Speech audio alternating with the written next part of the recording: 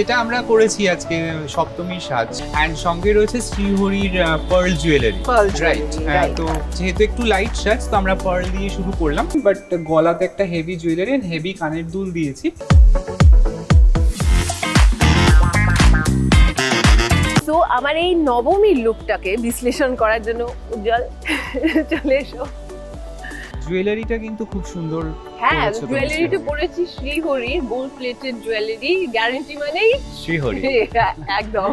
যদিও এটা gold plated না, এই পার্টিকুলার পিসটা যেটা সেটটা পরেছি সেটা অক্সিডাইজড। হ্যাঁ,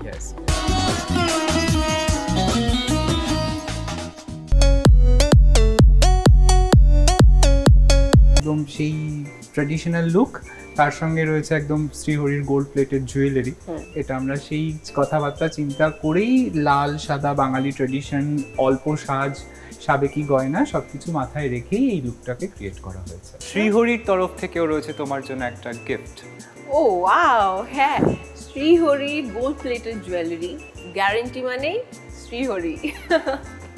থ্যাংক ইউ।